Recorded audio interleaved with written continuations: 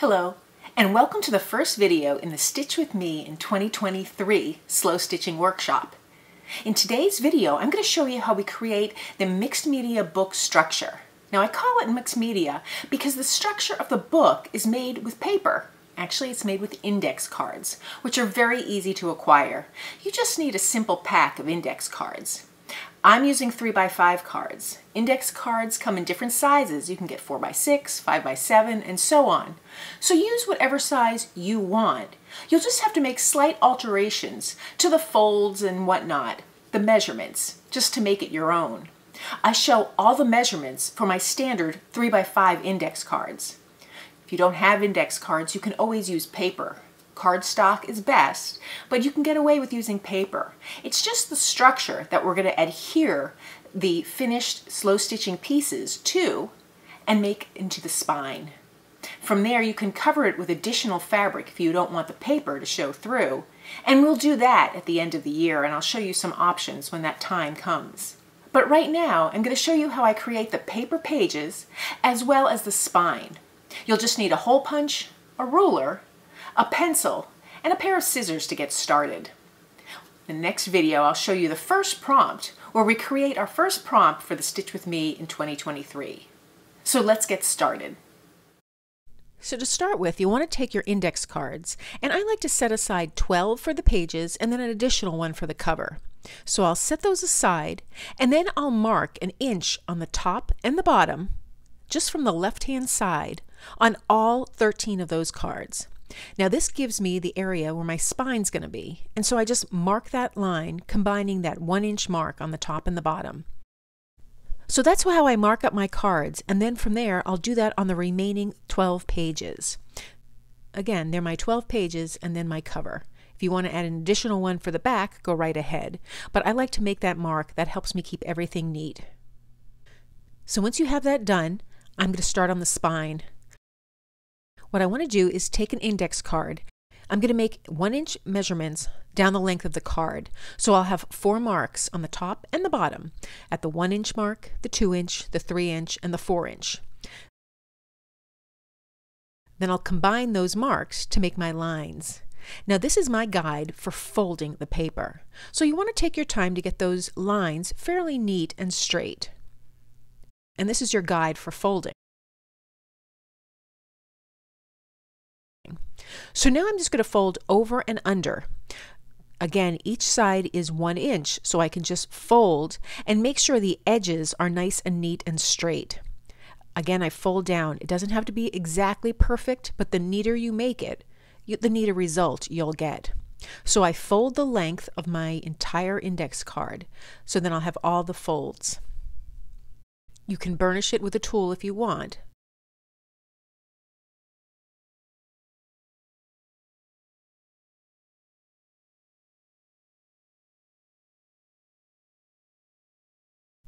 And there I have one little index card folded.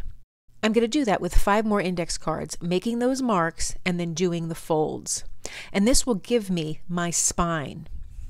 So here I have 6 3x5 cards that I folded on every inch to create my spine. And eventually I'm just going to take it, and I want to make sure that the one side is pointing up. So this is the mountain and then the valley. You can see the mountain goes up and the valley is the V. So I just want to put them in order, and I always have the fold that faces up on the right hand side. And as you can see, then I can just drop these into place and continue this to make a continuous spine.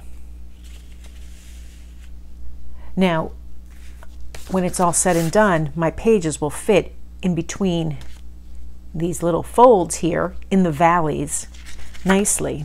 So my 12 pages will fit here. So I have my 12 pages, and just to make it easier, I already marked that 1-inch mark because it'll fit nicely in any of those little valley folds. And I have an additional page that I'm going to use for the cover. That's completely optional. So now to prep this even further, what you'll need to do is attach your spine, and I just use a very rudimentary attachment, just a little bit of double-sided tape, You can use a glue stick. You're not looking to do anything really permanent because we're going to hole punch, and that's going to bind our book together. So now to do that, I find that the easiest way is for me to make a template, and this way I can punch through all my papers together. But before I do that, I want to attach my spine so it's continuous. I use 3x5 cards because it's just easy and convenient, and the height is perfect. If you wanted to fold this from a piece of paper, go right ahead. You could do that just as easily. I just like the idea of using one container of 3x5 cards to make this book. So now I just have some double stick office tape. Again, you can use a glue stick. You don't really even need to use anything if you don't want, but I like to use it because I think it holds it together nicely. So in each of the valleys on the end of each one of these 3x5 cards, I will attach it. It's a temporary measure. It's not going to stay permanent, but it will stay together just for the purpose of creating the spine.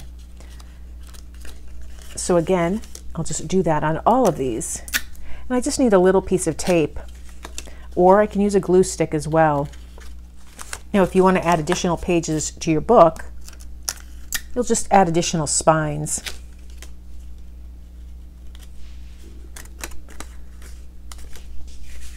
So there, I have one continuous spine now. You can see, if you look closely, where the folds are or where the overlap is. So this gives us the spine for our book when it's open. And when it's closed with all the pages together, this is what it will look like. So it's a nice, neat little thing. However, I want to be able to put my pages in here, and then I'm going to stitch it closed just by threading 2 holes through here. So now the next thing I need to do is cut those holes in both my spine and my pages. I like to do this ahead of time. You can do this at the end. It's just a neat way to keep everything in order. The easiest way I found to do this is to create a little template. So this is another 3x5 card. I marked the 1-inch lines just like I did on the spine. And then I just cut one section so that I can make one neat fold. And then I fold it. I like to fold it just so that the plain white is showing, just because it makes it a little neater that way and easier to see on camera. And then from here, I'll mark those 2 holes. Now you can use more than 2. I think 2 are plenty. So it's only 3 inches tall. I'll mark 2 holes, 3/4 of the way from the top and 3/4 of the way from the bottom. And then I'll just try and eyeball it, or I can even measure it out. It's 1 inch, so I need it to be a 1/2 inch in the center.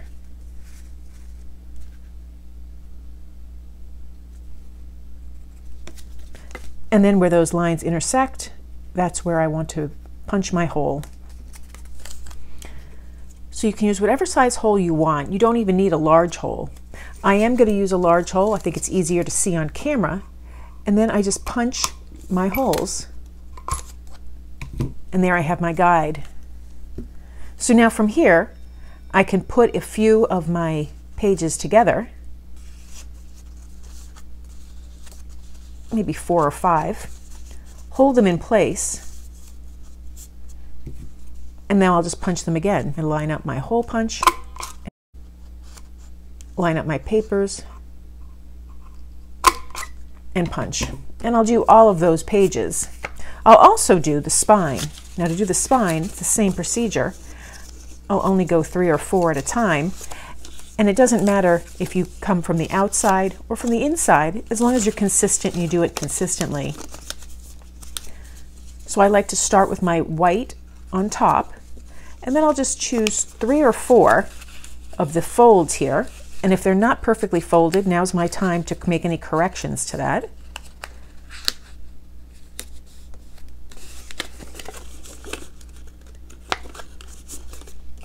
I put my template down, secure it nicely in place, and then I can either punch through it or I can mark it up and then punch through it. So if I mark it up and punch through it,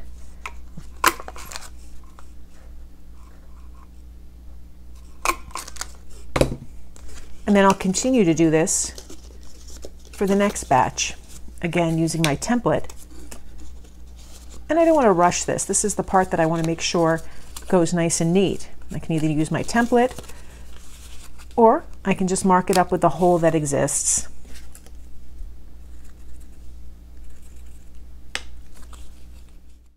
And I'll do this all the way through the spine. So when all the holes are punched, I have my cards. I have 12 cards plus an additional one for the cover. And I have my spine that's all attached. Now what I like to do with my spine, I'm not going to use it right away. I'm not going to attach my pages until the very end. And because I used that office tape, it may not stay attached the entire time. So what I like to do is put a binder clip just to hold my spine together, because I won't be using this again, most probably until the end of the year.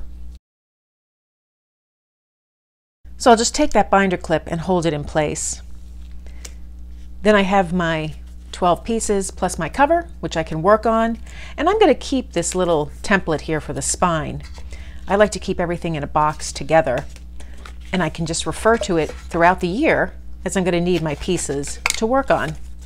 And I keep my pencil in there as well. So that's how I keep that together. There's also additional room in there if I want to add ribbons or trim or anything that comes along.